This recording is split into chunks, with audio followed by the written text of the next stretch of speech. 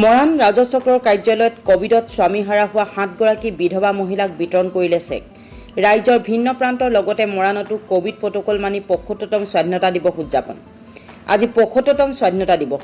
বিশ্বৰ সৰ্ববৃহৎ গণতান্ত্ৰিক দেশ ভাৰতবৰ্ষৰ ভিন্ন প্ৰান্তত উদযাপন কৰা হৈছে স্বাধীনতা দিৱস।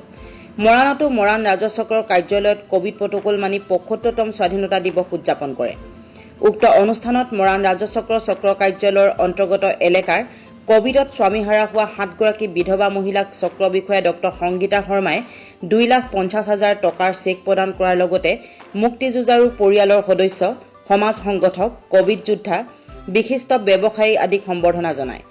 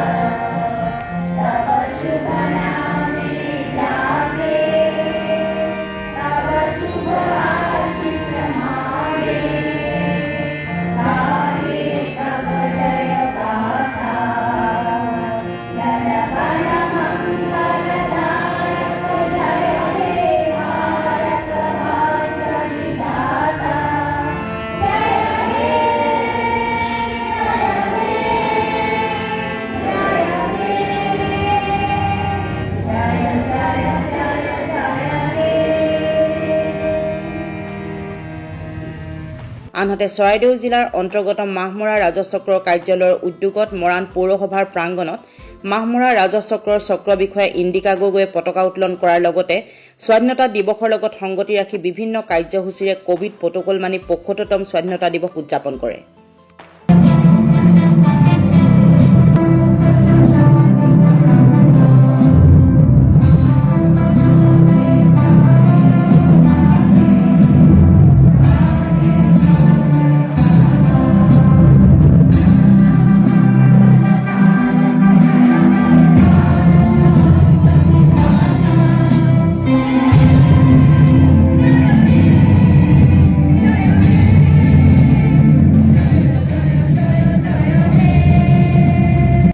সমগ্ৰ দেশৰ লগতে মৰাণ ৰাজচক্ৰৰ অন্তৰ্গত বিভিন্ন অনুষ্ঠানৰ লগত সহযোগ ৰাখি আজি আমি স্বাধীনতা দিৱস পালন কৰিছোঁ মৰাণ ৰাজচক্ৰত।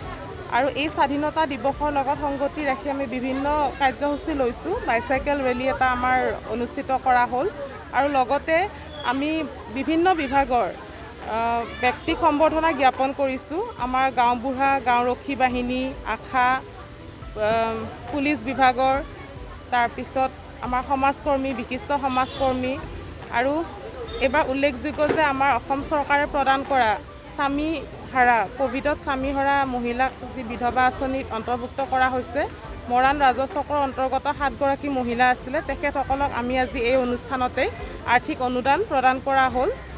আৰু সমগ্ৰ দেশৰ লগতে আমাৰ মৰাণ ৰাজচক্ৰটো খুব সুন্দৰভাৱে আমি অনুষ্ঠিত কৰিলোঁ। আৰু এই চেগতে মই সকলো ৰাইজলৈ স্বাধীনতা দিৱসৰ আন্তৰিক অভিনন্দন জ্ঞাপন কৰিছোঁ। প্ৰথমতেই ৭৫তম স্বাধীনতা দিৱস হিচাপে মই সকলোকে শুভকামনা জ্ঞাপন কৰিলোঁ। আৰু আজিৰ এই পবিত্ৰ দিনটোতে মই স্মৰণ কৰিছোঁ সেইসকল বীৰ বীৰাংগনা যিসকলৰ অশেষ ত্যাগৰ বলত আমি আজি স্বাধীনতা লাভ কৰিলোঁ। সেয়েহে এই ক্ষণতে মই ভাৰতবৰ্ষৰ শ্বহীদসকল, বীৰ বীৰাংগনাসকলক শ্ৰদ্ধাৰে স্মৰণ কৰিছোঁ। লগতে অসমৰ অমৰ শ্বহীদসকলকো তেওঁলোকৰ ত্যাগৰ কথা সোঁৱৰি আজি আমি শ্ৰদ্ধাৰে স্মৰণ কৰিছোঁ। আজি আমাৰ দিনটোতে মৰাণ মিউনিচিপালিটিৰ ফিল্ডতে ৭৫তম স্বাধীনতা দিৱস উদযাপন কৰিবলৈ লোৱা হৈছে। মাহমৰা চক্ৰ বিষয়াৰ কাৰ্যালয়ৰ তৰফৰ পৰা উদযাপন সমিতিৰ হৈ আমি তাতে উদযাপন কৰিম আৰু দিনজোৰা কাৰ্যসূচীৰে উদযাপন কৰিম। আমি প্ৰথমতে আছে 9টা বজাত আমাৰ পতাকা উত্তোলন হ'ব। তাৰপাছতে অন্যান্য কাৰ্যসূচীসমূহ আছে, শ্বহীদ তৰ্পণ আছে, কাৰ্যসূচীও আছে। আৰু সকলোৰে মই সহযোগিতা কামনা কৰিলোঁ। লগতে মৰাণহাটবাসীকো পুনৰবাৰ শুভেচ্ছা জ্ঞাপন কৰিছোঁ।